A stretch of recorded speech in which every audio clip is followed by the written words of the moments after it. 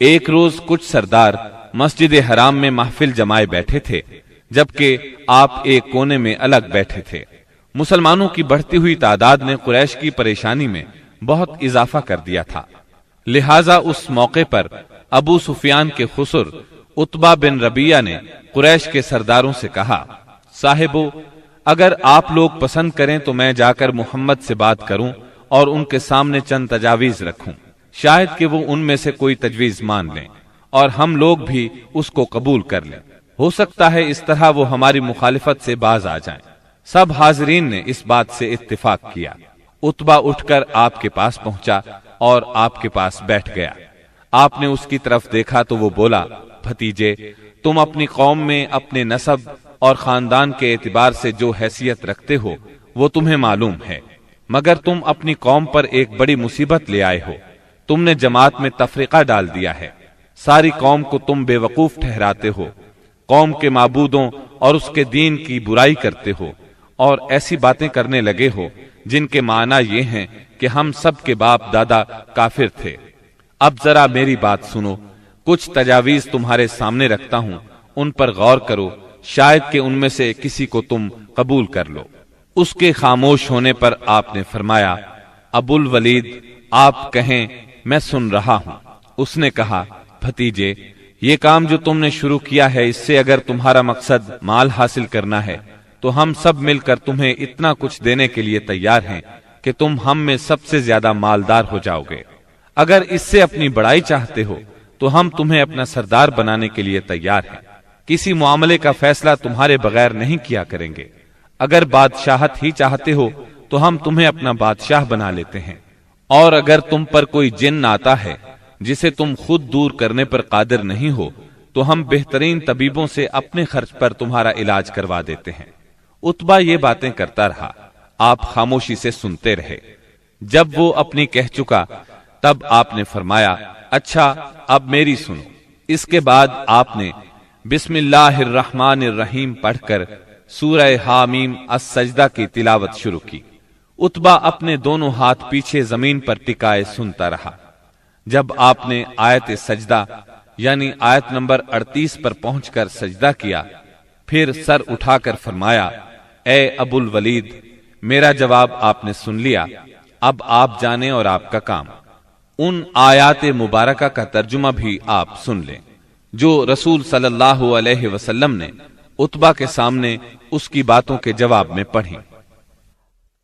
شروع اللہ کے نام سے جو بہت مہربان نہایت رحم والا ہے۔ حامیم، یہ اتاری ہوئی ہے بڑے مہربان بہت رحم والے کی طرف سے۔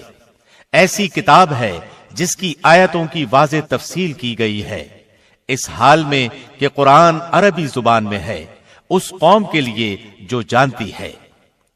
خوشخبری سنانے والا اور ڈرانے والا ہے، پھر بھی ان میں سے اکثر نے منہ پھیر لیا اور وہ سنتے ہی نہیں۔ اور انہوں نے کہا کہ تو جس کی طرف ہمیں بلا رہا ہے، ہمارے دل تو اس سے پردے میں ہیں اور ہمارے کانوں میں گرانی ہے، اور ہم میں اور تجھ میں ایک حجاب ہے۔ اچھا تو اپنا کام کیے جا، ہم بھی یقیناً کام کرنے والے ہیں۔ آپ کہہ دیجئے کہ میں تو تم ہی جیسا انسان ہوں، مجھ پر وحی نازل کی جاتی ہے کہ تم سب کا معبود ایک اللہ ہی ہے، سو تم اس کی طرف متوجہ ہو جاؤ اور اس سے گناہوں کی معافی چاہو، اور ان مشرکوں کے لیے بڑی ہی خرابی ہے جو زکوٰۃ نہیں دیتے اور آخرت کے بھی منکر ہی رہتے ہیں۔ بے شک جو لوگ ایمان لائیں اور بھلے کام کریں ان کے لیے نہ ختم ہونے والا اجر ہے۔ آپ کہہ دیجئے کہ کیا تم اس اللہ کا انکار کرتے ہو اور تم اس کے شریک مقرر کرتے ہو جس نے 2 دن میں زمین پیدا کر دی؟ سارے جہانوں کا پروردگار وہی ہے، اور اس نے زمین میں اس کے اوپر سے پہاڑ گاڑ دیے اور اس میں برکت رکھ دی، اور رہنے والوں کی غذاؤں کی تجویز بھی اسی میں کر دی، صرف 4 دن میں، ضرورت مندوں کے لیے یکساں طور پر۔ پھر آسمان کی طرف متوجہ ہوا اور وہ دھواں سا تھا، پس اسے اور زمین سے فرمایا کہ تم دونوں خوشی سے آؤ یا ناخوشی سے۔ دونوں نے عرض کیا ہم بخوشی حاضر ہیں۔ پس 2 دن میں 7 آسمان بنا دیے اور ہر آسمان میں اس کے مناسب وحی بھیج دی، اور ہم نے آسمان دنیا کو چراغوں سے زینت دی اور نگہبانی کی۔ یہ تدبیر اللہ غالب و دانا کی ہے۔ اب بھی یہ روگرداں ہوں تو کہہ دیجئے کہ میں تمہیں اس کڑک سے ڈراتا ہوں جو مثل عادیوں اور سمودیوں کی کڑک کے ہوگی۔ حبشہ میں قریش بری طرح ناکام ہو گئے۔ دوسری طرف وہاں شاہ حبشہ نے مسلمانوں کے ساتھ اعلیٰ ترین سلوک کیا، انہیں وہاں رہنے کی کھلی آزادی دی۔ ادھر مکہ معظمہ میں سیدنا حمزہ اور سیدنا عمر بن خطاب رضی اللہ عنہما نے اسلام قبول کر لیا۔ ان تمام باتوں کی بنا پر کفار کا زور ٹوٹنے لگا۔ دوسری طرف آپ کی تبلیغی کوششوں سے مسلمانوں کی تعداد میں روز بروز اضافہ ہوتا جا رہا تھا اور قبائل میں بھی اسلام پھیلتا جا رہا تھا۔ اس صورتحال نے قریش کو مجبور کیا کہ وہ نئے سرے سے حالات کا جائزہ لیں اور اسلام کی بڑھتی ہوئی مقبولیت میں مزید اضافہ نہ ہونے دیں۔ چنانچہ قریش مکہ ایک جگہ جمع ہوئے۔ مشورے کے بعد بنی ہاشم اور بنی مطلب سے معاشرتی قطع تعلق کا فیصلہ کیا۔ ایک قرارداد لکھی گئی، اس پر حلف لیا گیا۔ اس میں طے پایا کوئی شخص بنو ہاشم اور بنو مطلب سے شادی بیاہ کے تعلقات نہ رکھے، کسی قسم کا لین دین نہ کرے، نہ کھانے پینے کی چیزیں ان کے ہاتھ فروخت کرے، نہ ان سے بولے چالے، جب تک کہ محمد قتل کے لیے ان کے حوالے نہیں کر دیے جاتے۔ اس قرارداد کو اہمیت دینے کے لیے اس کو کعبے کے اندر لٹکا دیا گیا۔ دوسرے قبائل خاص طور پر بنو کنانہ بھی اس معاہدے میں شریک ہو گئے۔ اس طرح یہ اور مضبوط ہو گیا۔ اس معاہدے کی کتابت بغیز بن عامر بن ہاشم نے کی تھی۔ رسول اللہ صلی اللہ علیہ وسلم نے اس پر بد دعا کی اور اس کا ہاتھ یا ہاتھ کی بعض انگلیاں شل ہو گئیں۔ قریش مکہ کے اس معاشرتی بائیکاٹ سے مجبور ہو کر ابو طالب نے اپنے خاندان کے ساتھ شیب ابی طالب میں پناہ لی۔ شیب ابی طالب مکہ معظمہ میں ایک محلے کا نام تھا۔ بنی ہاشم اس میں رہا کرتے تھے۔ شیب عربی زبان میں گھاٹی کو کہتے ہیں۔ یہ محلہ کوہ ابو قبیس کی گھاٹیوں میں سے ایک گھاٹی میں واقع تھا اور ابو طالب بنی ہاشم کے سردار تھے، اس لیے شیب ابی طالب کہا جاتا تھا۔ بنی ہاشم اور بنی مطلب کے ہر شخص نے ساتھ دیا۔ مسلمانوں نے ان کی وجہ سے اور کفار کے خاندانی اور نسبتی تعلق کی بنا پر محصور ہونا قبول کیا۔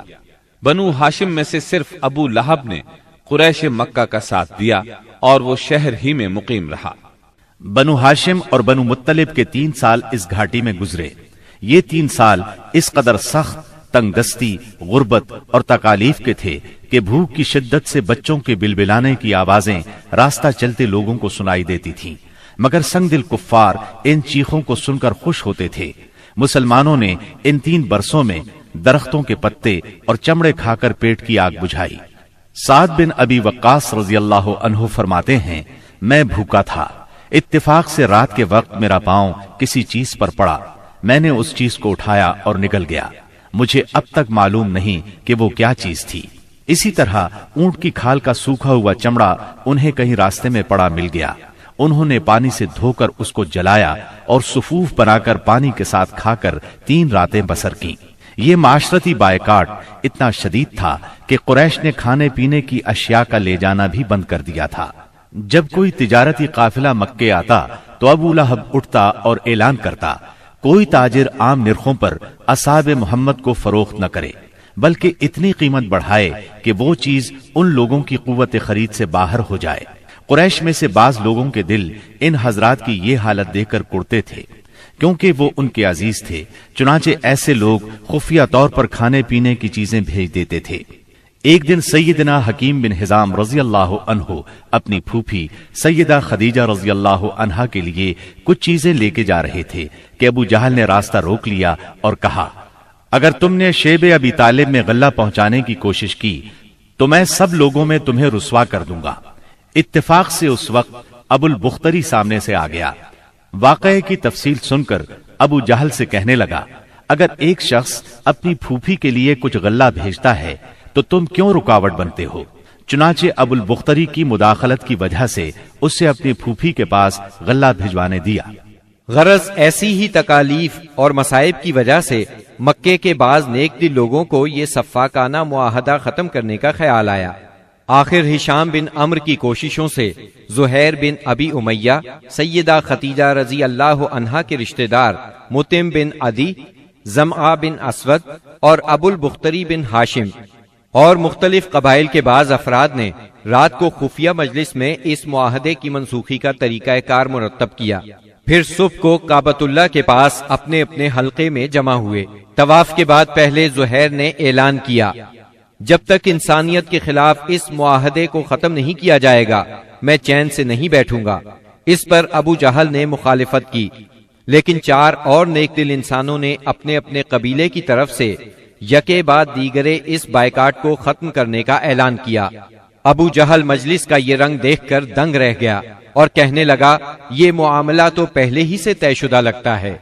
تکالیف پہنچانے کی پالیسی کے بعد جب قریش نبی کریم صلی اللہ علیہ وسلم کو نفسیاتی حربوں سے شکست نہ دے سکے تو انہوں نے اب ان پر معاشرتی دباؤ ڈالنے کا پروگرام بنایا۔ اس کے لیے ان کے سرپرست اور نگران ابو طالب پر دباؤ ڈالنا ضروری تھا۔ چنانچہ سرداران قریش نے بار بار ان کے پاس جا کر شکایت کی۔ ایک بار تو قریباً 25 سردار ابو طالب کے پاس پہنچے۔ ان میں ابو جہل، ابو سفیان، امیہ بن خلف، عتبہ، اسود بن عبد المطلب اور شیبہ شامل تھے۔ انہوں نے پہلے تو آپ کے خلاف اپنی شکایات بیان کی، پھر کہا، ہم آپ کے سامنے ایک انصاف کی بات پیش کرتے ہیں۔ آپ کا بھتیجا ہمیں ہمارے دین پر چھوڑ دے اور ہم اسے اس کے دین پر چھوڑ دیتے ہیں۔ وہ جس معبود کی عبادت کرنا چاہے کرے، ہمیں اس سے کوئی غرض نہیں، مگر وہ ہمارے معبودوں کی برائی نہ بیان کرے اور یہ کوشش نہ کرتا پھرے کہ ہم اپنے معبودوں کو چھوڑ دیں۔ آپ ہم سے اس شرط پر اس کی صلح کرا دیں۔ ان کے خیال میں مصالحت کا اس سے اچھا طریقہ کیا ہو سکتا تھا؟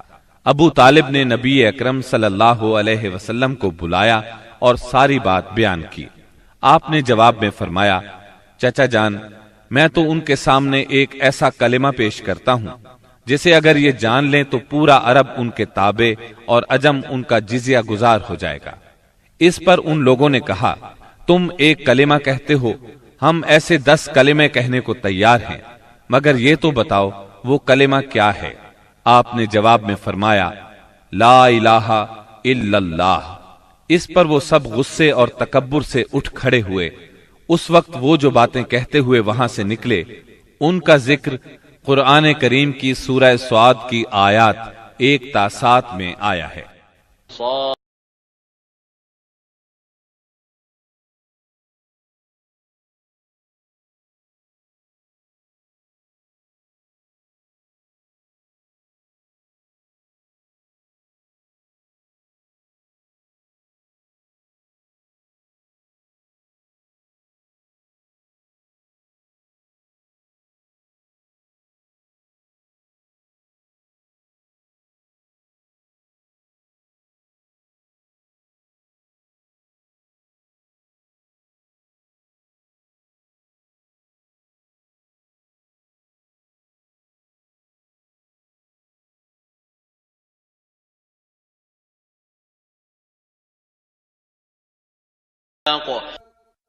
صاد، اس نصیحت والے قرآن کی قسم، بلکہ کفار غرور و مخالفت میں پڑے ہوئے ہیں۔ ہم نے ان سے پہلے بھی بہت سی امتوں کو تباہ کر ڈالا تو انہوں نے ہر چند چیخ پکار کی، لیکن وہ وقت چھٹکارے کا نہ تھا، اور کافروں کو اس بات پر تعجب ہوا کہ انہی میں سے ایک انہیں ڈرانے والا آ گیا اور کہنے لگے کہ یہ تو جادوگر اور جھوٹا ہے۔ کیا اس نے اتنے سارے معبودوں کا ایک ہی معبود کر دیا؟ واقعی یہ بہت ہی عجیب بات ہے۔ ان کے سردار یہ کہتے ہوئے چلے کہ چلو جی اور اپنے معبودوں پر جمے رہو، یقیناً اس بات میں کوئی غرض ہے۔ ہم نے تو یہ بات پچھلے دین میں بھی نہیں سنی، کچھ نہیں، یہ تو صرف من گھڑت ہے۔ نبی اکرم صلی اللہ علیہ وسلم اور آپ کے صحابہ کرام رضی اللہ عنہم کو اس مصیبت سے نجات تو مل گئی، لیکن قریش کے 3 سالہ بائیکاٹ نے بہت سے حضرات کی صحت برباد کر دی تھی۔